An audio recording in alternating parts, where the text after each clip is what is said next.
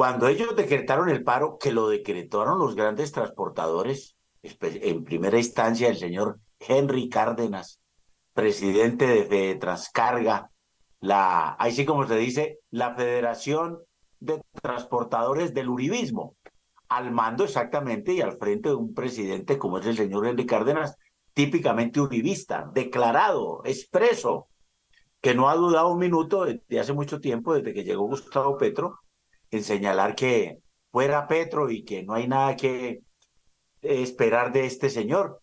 Y por tal motivo, inmediatamente convocan el paro. En la convocatoria del paro, pues hay elementos que, sin lugar a dudas, son bastante complejos. La complejidad para todos nosotros, los que vivimos aquí en el mundo social y político, y especialmente venimos del movimiento democrático, progresista y de izquierda en el país, pues se nos vino a la cabeza inmediatamente el tema de Chile. Para esta época, el día de mañana, 11 de septiembre de 1973, hubo un golpe de Estado en Chile. Asesinaron a su presidente, Salvador Allende. Instauraron una dictadura militar, la de Augusto Pinochet, y a sangre y fuego aplicaron el modelo neoliberal, el primer experimento neoliberal en la región.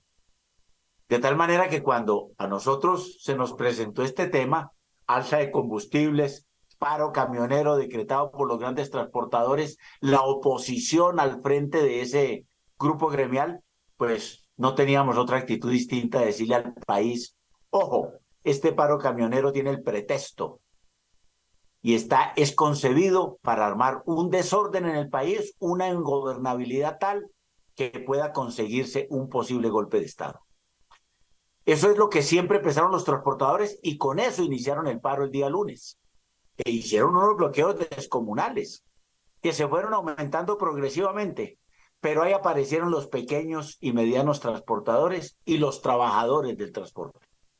Y el gobierno los convocó a todos. Es decir, el gobierno rectificó inmediatamente algo que no había querido hacer o que no se percató o que simple y llanamente hay una especie de displicencia por los sectores más populares. La falta de conexión entre el gobierno muchas veces y los sectores sociales y especialmente sus organizaciones, pues los hace cometer errores. Fue exactamente lo que pasó con la ley estatutaria de educación en la cual la ministra de Educación, la anterior ministra Aurora Vergara, y hay algunos senadores del pacto histórico, pues hicieron unos acuerdos con el cambio radical y el centro democrático, pues que uno puede hacer acuerdos con el que quiera, pero lo que no puede hacer es dejarse meter goles del otro y hacer creer que eso es lo que es conveniente y progresista, porque simplemente es el acuerdo. Le tocó a FECODE desnudar esa situación y afortunadamente con un paro nacional indefinido logró hundir todas las enmiendas regresivas que le habían introducido Cambio Radical y Centro Democrático. Paloma Valencia y David Lunas eran los artífices de eso. ¿Y eso por qué pasó? Pues por la falta de tener en consideración a FECODE en esa discusión. Y aquí también le pasó al gobierno lo mismo con los transportadores. Tenía que tener en la misma mesa o en una mesa paralela de los transportadores, de los grandes transportadores, a los pequeños, medianos transportadores y a los trabajadores del transporte. Bueno, cuando ellos llegaron a la mesa, evidentemente se generó una contradicción, una controversia entre unos y otros. Y el gobierno entendió perfectamente que al final de esta situación había que debilitar la posición de los grandes transportadores de carácter golpista, eso es lo que quería el uribismo, a pasar a una situación en la cual podía hacer unas concesiones en el tema de la CPM y revisar qué era la situación del transporte real. Y quedó demostrado en esas mesas que el problema de la CPM era muy importante, pero es que resulta que los pequeños y medianos transportadores no les pagan los fletes completos que están en una tabla oficial y que presuntamente en todo manifiesto con el cual se genere una carga y por tal motivo un transporte para ellos, se tendrían que pagar esos valores. Pues bueno, no se pagan.